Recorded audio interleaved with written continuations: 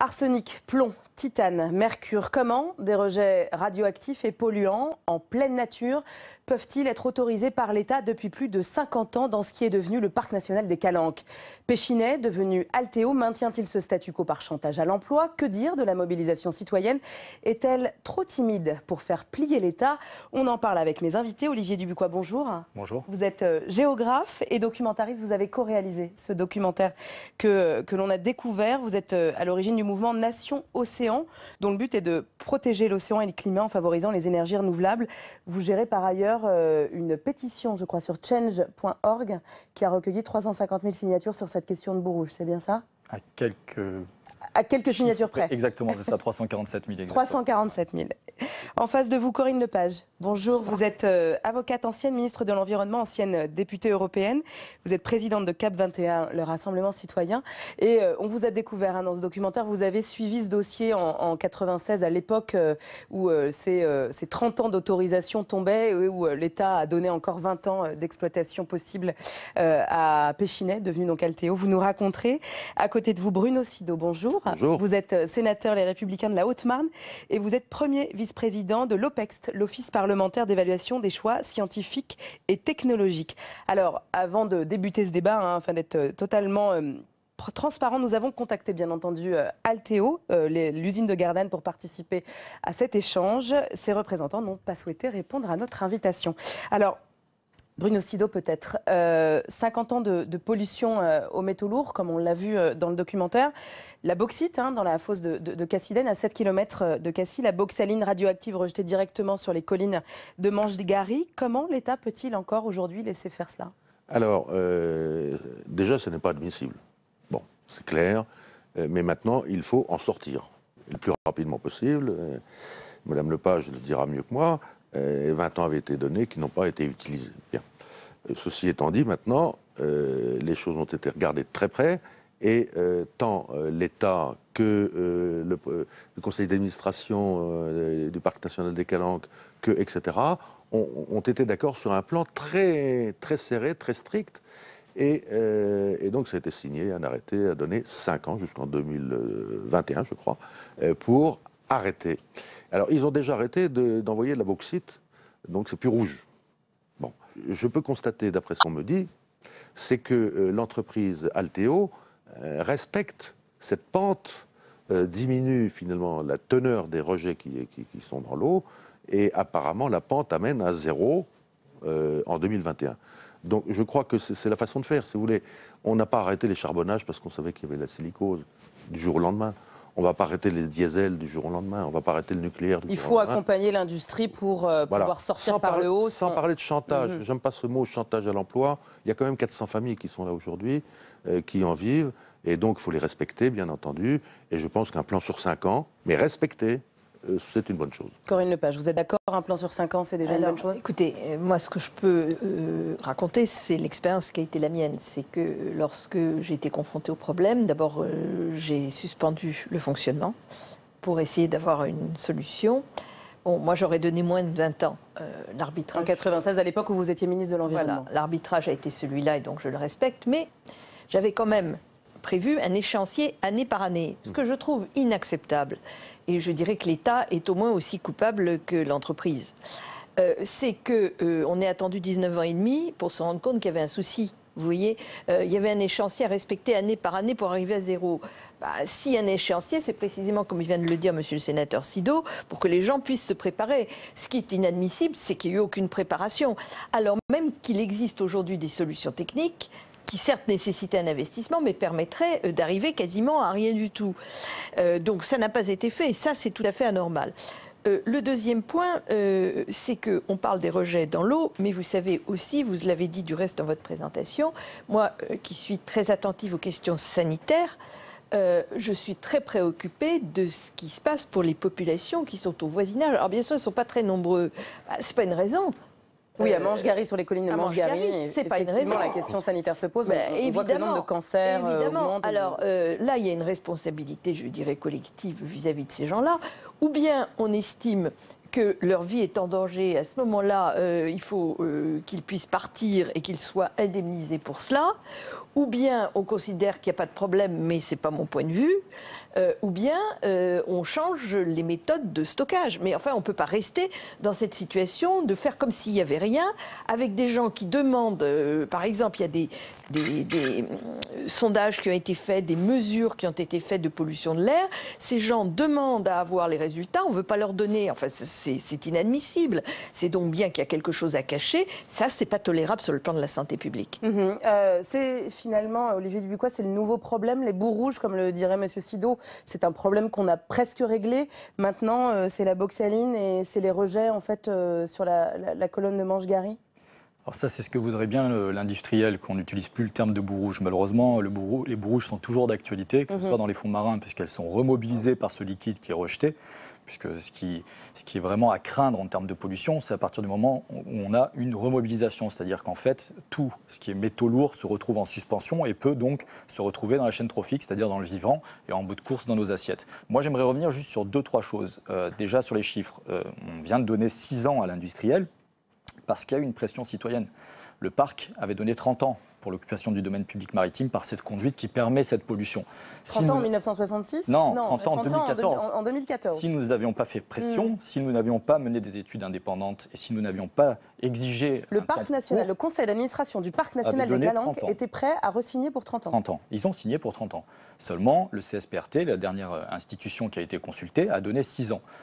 Maintenant, ça c'est la première chose. Deuxième chose, c'est pas 400 familles, c'est 400 personnes qui sont concernées à Gardanne en termes d'emploi, oui, etc. C'est 400 emplois personnes, indirects, 250 sous-traitants, donc c'est un vivier d'un millier d'emplois. 900 personnes aussi du côté des pêcheurs. Donc, ça, après, il faut aussi mettre en perspective ces chiffres-là. Autre chose qui est très important, historiquement, ça il faut bien le retenir, c'est que l'État, en fait, sa responsabilité est totale dans ce dossier pour la bonne et simple raison qu'il avait prévu tout ce qui est en train de se passer et que nous l'avions anticipé pour la bonne et simple raison qu'en 2011, il y a une première réunion d'un comité de pilotage lancé par l'État auquel sont associées toutes les institutions principalement d'État, dont l'ARS, l'ADREAL et ainsi de suite, pour définir l'après-2015.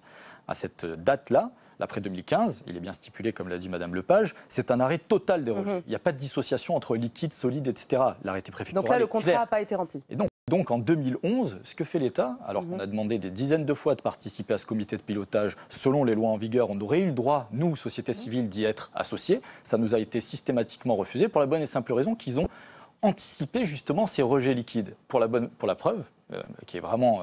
toute simple, c'est que l'article 22 du décret du parc, donc le parc est créé en 2012, et l'article 22 dans le décret du parc stipule un arrêt fin 2015 de la partie solide des boues rouges. Ils avaient déjà écrit l'arrêté préfectoral qui vient d'être signé en décembre 2015. Tout était joué d'avance. Bruno Sido...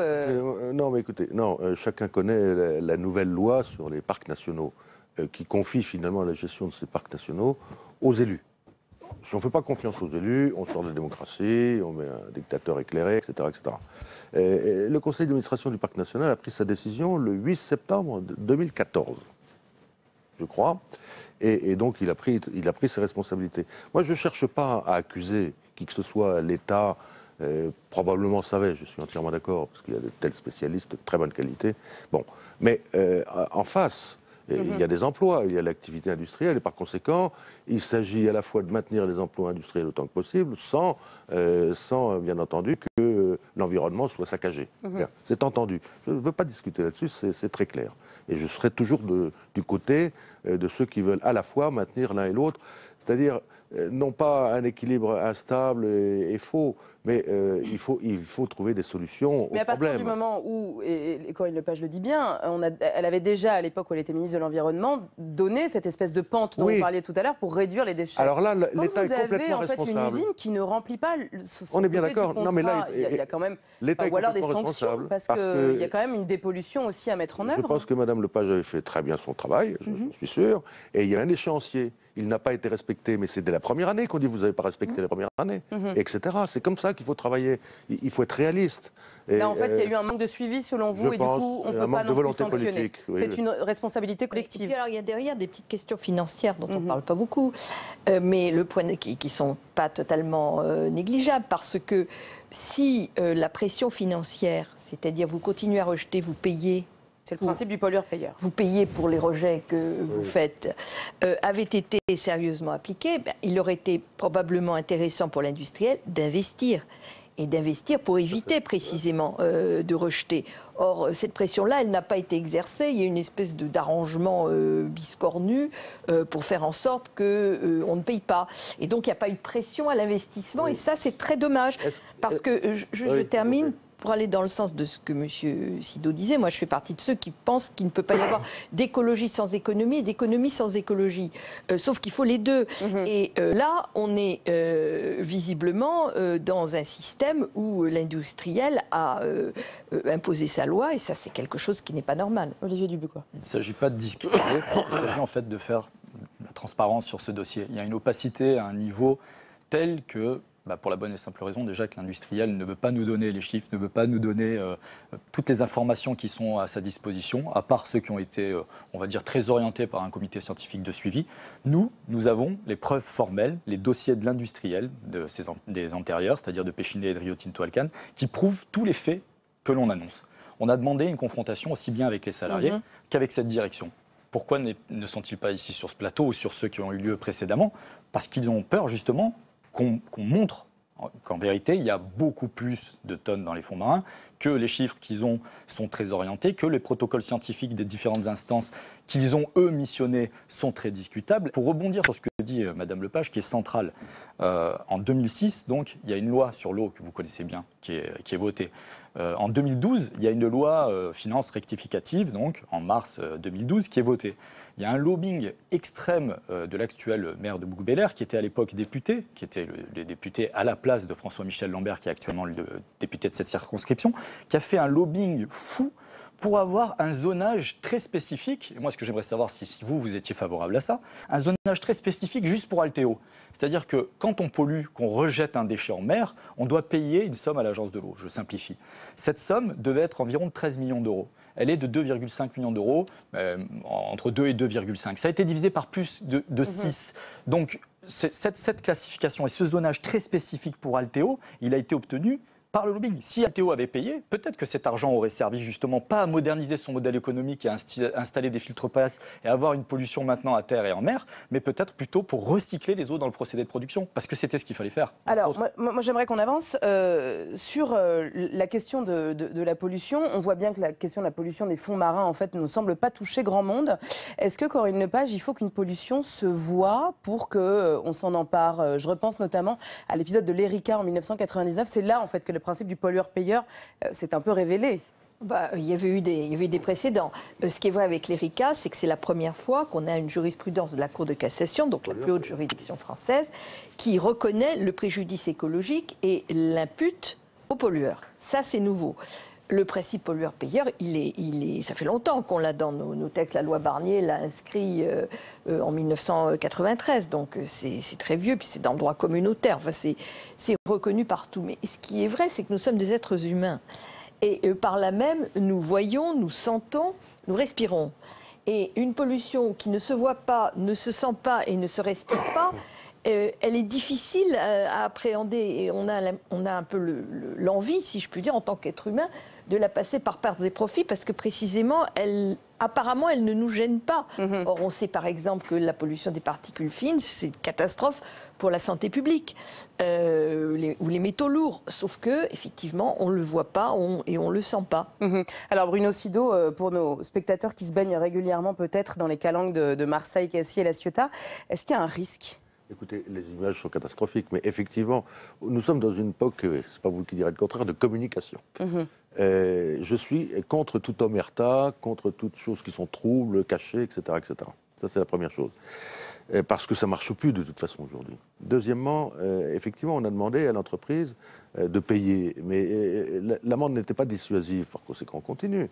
C'est ça qui ne va pas non plus, il faut être réaliste, il faut que l'administration mette des amendes. Fasse appliquer la loi, finalement. Oui, non, mais mettre des amendes dissuasives, en disant, ou incitatives, on va le dire comme ça. Et curieusement, comme ça ne se voit pas beaucoup, les gens vont se baigner quand même. Il ne faut pas exagérer non plus les choses, je pense. L'espérance de vie en France ne fait qu'augmenter. Donc les choses s'améliorent grâce à tous ceux qui s'occupent, hein, bien entendu. Mais pour ceux qui ont, comme peut-être quelques-uns d'entre nous autour de ce plateau, grandi dans ces calanques-là, là, il y a peut-être aussi un problème. Est-ce qu'il faut manger le poisson qu'on pêche dans cette zone?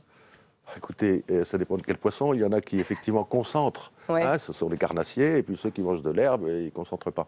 Donc, si je voulais faire moderne aujourd'hui, je dirais, non, il ne faut surtout pas en manger, etc. Non, c'est plus compliqué que ça. Et puis, il faut manger raisonnablement de tout. Si vous en mangez 1 kilo tous les jours, ça ne va pas, effectivement. Bah oui, mais là, ça rejoint un problème économique qui est quand même celui des pêcheurs. Je voudrais nuancer un tout petit peu l'optimisme de monsieur le sénateur Sido. La durée de vie en France en bonne santé ne progresse, ne progresse plus. Raison, ouais. Ne progresse plus. Et la durée de l'espérance de vie est stable, ne progresse plus non plus. Ce qui est mieux que dans un certain nombre de pays où elle régresse. Bon. Tout ça parce qu'on a un problème de santé environnementale qui est en train d'augmenter de manière tout à fait considérable. Mais moi, je pense toujours à ce que je disais tout à l'heure, le lien entre économie et écologie. Vous avez des professions, je pense aux pêcheurs, aux agriculteurs aussi, qui ont besoin de milieux propres.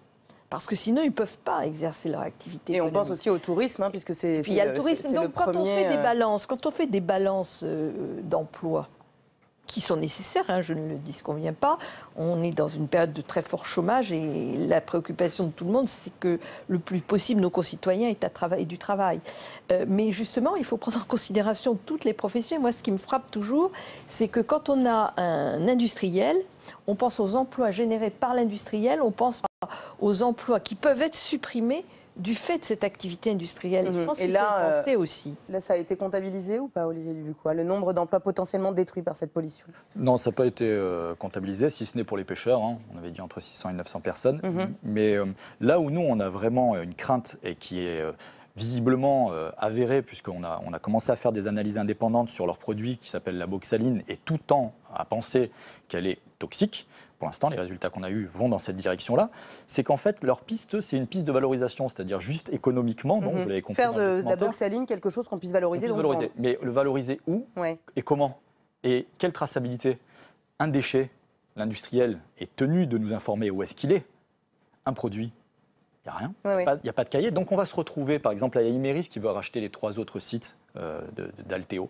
On va se retrouver donc avec des tuiles, des toitures, des peintures, des granulats d'argile expansés, etc., à base de boue rouge, donc de boxaline, donc qui auront des rejets radioactifs potentiellement avec une radioactivité, avec des métaux lourds, etc. Certes, ils seront en dessous des seuils qui seront fixés, parce que sinon, ils n'auront pas le droit d'homologuer ces produits, mais ce produit-là, plus un autre, plus un autre, plus un autre, plus un autre, plus un autre, là, on aura peut-être dépassé les taux. Dans un gros problème sanitaire. Et c'est là, effectivement, que l'État devrait intervenir. Retour au documentaire. En 1972, la société italienne Monte Edison, devenue depuis Edison, bénéficie du même type d'autorisation de rejet en mer au large du Cap Corse.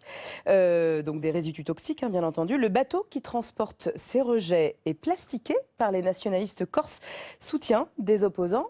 Et là, tout s'arrête. On réécoute.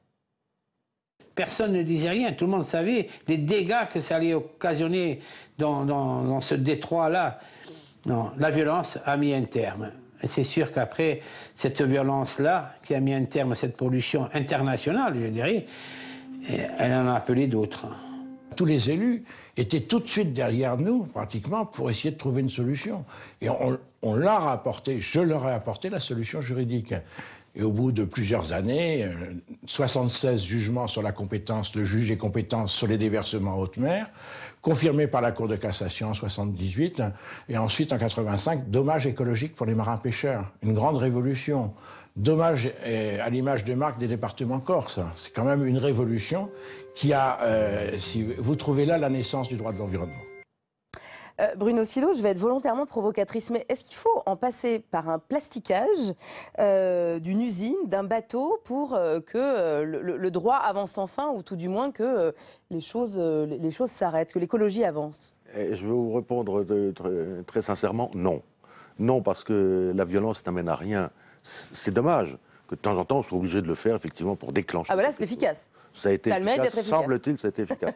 Moi, je crois à l'intelligence des femmes et des hommes. C'est pour ça qu'il faut un pouvoir, non pas forcément fort, mais un pouvoir qui sait ce qu'il veut et qui fait appliquer ce qui a été voté. C'est ça la démocratie. Si maintenant on commence à sortir les couteaux ou les fusils, c'est très grave. Je ne suis pas d'accord, je ne peux pas être d'accord. Moi, je suis légaliste, hein, donc je ne peux pas vous dire que les actes illégaux, je les soutiens. Non, mais ce qui est intéressant, c'est que du coup, il y a eu derrière quand même. Cette affaire des bouts rouges, et c'est mon mari qu'on vient de voir, donc c'est un dossier que je connais un peu.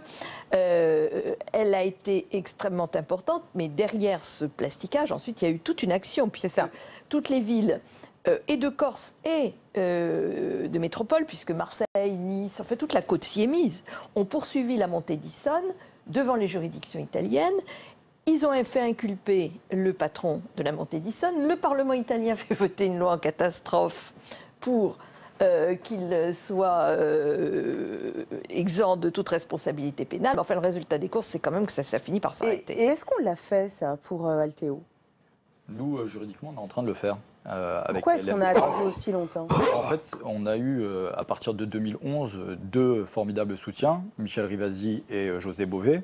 Et grâce Député à eux, européen, en fait, Europe Écologie Les Verts. on a pu commencer justement à faire aussi bien des analyses scientifiques sur le terrain que mener des actions en justice. Et là, on est en train de mener des actions en justice, justement, notamment à l'encontre du Premier ministre, parce que c'est lui qui a décidé de façon unilatérale de prolonger cette pollution sans tenir compte des différentes instances, en l'anticipant, puisque le préfet avait fait la bourde de le dire dans la presse, etc. Et contre l'avis de Ségolène Royal, ce qui est constitutionnellement interdit, puisqu'en fait, c'est pour ça qu'on a fait un recours hiérarchique, elle avait le droit de passer outre sa prise de décision. Juridiquement, politiquement, elle n'a pas souhaité le faire. Peut-être qu'elle aurait dû quitter le gouvernement, ça la regarde, mais quoi qu'il arrive, je sais qu'elle souhaitait en tous les cas mettre fin à cette pollution. Alors, Bruno Sido, justement, sur cette controverse entre Manuel Valls et Ségolène Royal, est-ce que Manuel Valls a été trop loin? Je vais être très clair sur ce point de vue. Déjà, je m'étonne que Jean-Michel Lambert, qui est le député écologiste du coin, ait suivi finalement ce programme de baisse sur 5-6 ans. Effectivement, il est élu de Gardanne. Voilà. Ceci étant dit, c'est très clair dans un gouvernement, je crois que c'est Jean-Pierre Chevènement qui a dit ce qu'il fallait faire. Si on n'est pas content... Un ministre, ça ferme sa gueule ou ça démissionne? Eh oui, on s'en va. Je mets des guillemets. C'est trop facile de dire je ne suis pas d'accord, mais c'est le Premier ministre, etc. Non, c'est de la communication politique. C'est pas sérieux. Oui, mais c'est quand même, Corinne Lepage, vous avez eu aussi peut-être en 96 à subir le même type de décision. Vous n'étiez pas d'accord? J'ai toujours été d'accord. Et le jour où je ne l'ai pas été, c'est arrivé une fois. J'ai dit au Premier ministre que je ne signerais pas et que s'il voulait que je démissionne, je le faisais. Ça faisait aucun pli. C'est ça. Et Ségolène Royal, pour vous, du coup, face à ce... ça dépend, si vous voulez. On ne manie pas cette démission tous les 4 matins. Il faut être raisonnable quand même. Si on considère qu'un sujet est majeur, et met en cause vraiment quelque chose de fondamental, à ce moment-là, on met vraiment la tête sur le bio, quoi. On met sa responsabilité en jeu. Je pense que si Ségolène Royal ne l'a pas fait, c'est qu'elle n'a pas considéré que le sujet de Gardanne était un sujet suffisamment important pour qu'il lui pose sérieusement la question de son maintien ou non au sein du gouvernement. Voilà, ensuite, c'est une question de poids des sujets. Vous êtes ministre, vous gagnez des arbitrages, vous perdez des arbitrages, c'est la vie ministérielle. C'est certain que Manuel Valls s'est positionné sur ce dossier parce qu'il considère que c'est une industrie stratégique pour, comme on l'a vu dans le documentaire, pour le nucléaire, parce qu'on a besoin d'alumine dans le nucléaire, pour l'armement, pour l'industrie pharmaceutique, entre autres, mais aussi pour les smartphones. Ils aiment bien communiquer là-dessus, l'industriel, parce que ça permet de culpabiliser tout un chacun en disant, ben voilà, vous avez un ordinateur portable, vous êtes aussi consommateur, etc. Mais ce qui est certain, c'est qu'à mon avis, là, on est plus dans un positionnement politique, parce que c'est certain que cette pollution, elle est inacceptable depuis longtemps, mais il en a fait un symbole, c'est-à-dire que s'il lâche là-dessus, Valls, il peut lâcher sur d'autres choses. Et tout déroule derrière. Je voudrais insister sur quelque chose qui me paraît très important. C'est que le choix, ça ne doit pas être entre l'entreprise continue ou l'entreprise arrête. Ça va pas. C'est trop facile et c'est trop malsain. Le boulot de l'État, c'est de dire nous voulons que cette entreprise continue parce que c'est majeur, mais nous le voulons à telle et telle condition. Quitte à aider indirectement ou directement l'entreprise en disant par exemple votre contribution à la pollution, on l'a réduit de 50%, 80%, ce que vous voulez, mais l'argent correspondant est mis dans l'investissement, nous vérifions que vous faites cet investissement, voire même on met un peu d'argent des investissements d'avenir ou de ce que vous voulez. C'est ça. Voilà. Du coup, ça a été fait puisque ça fait 50 ans donc dure cette pollution en mer. L'usine, Il y a le 70 ans nettoyage, avant à terre. derrière. Donc en tout, elle est de 1890, enfin 94 exactement. Donc ça fait déjà 120 ans qu'ils polluent. Pendant 50 ans, c'est ce qui a été prévu. Il y a eu des subventions de l'État. Il y en a eu plusieurs. Par exemple, pour leur filtre presse, ils ont eu 15 millions d'euros de l'Agence de l'eau. Rappelez-vous, ils devaient donner 13 millions d'euros, ils n'en donnent que 2,5. Et nous, via le contribuable, parce que l'Agence d'État, c'est le principal on va dire, financeur de l'Agence de l'eau, on leur a donné 15 millions d'euros. Donc en gros, ils ont gagné 12,5 millions d'euros pour moderniser leur modèle économique. Donc, par contre, ils n'ont pas du tout répondu au cahier des charges qui était fixé. On leur a demandé de recycler l'eau. C'est ça qui colle pas. On le boulot de on leur a l'État. demandé de recycler les eaux usées dans le procédé de production. Ils disent que c'est pas faisable. Si, mais bien sûr que c'est faisable. Mais c'est l'est. pas faisable. Pourquoi? Parce qu'économiquement, ils auraient une alumine de spécialité de moindre qualité et donc ils gagneraient moins d'argent. Ça, c'est une des solutions. Mais il y en avait plein d'autres. Il y en a beaucoup d'autres. Non, mais c'est là que l'office parlementaire intervient, pardonnez-moi. C'est qu'il y a des moments où on ne sait pas comment faire. Et c'est là qu'il faut réfléchir. Il y a des moments où il n'y a pas de solution, puis elles arrivent parce qu'on a réfléchi, il y a de l'innovation, de la technologie, etc. Et donc, on ne peut pas accabler à 100% l'entreprise, mais il faut l'accabler pour ce qui est certainement inacceptable. Bon, bah écoutez, on voit en attendant que c'est une responsabilité collective et de l'entreprise et de l'État et peut-être de la société civile qui, pour le coup, là-dessus, ne s'était peut-être pas encore assez mobilisée. Merci à tous de nous avoir éclairés sur cette question. On suivra, bien entendu, la suite des débats. Tout de suite, c'est votre second film. Qu'est-ce qu'un homme d'État? Est-ce une vision, une autorité ou est-ce seulement face à l'histoire qu'il se révèle? Homme d'État, face à face avec l'histoire, c'est un documentaire de Jean-Pierre Bertrand. À tout à l'heure.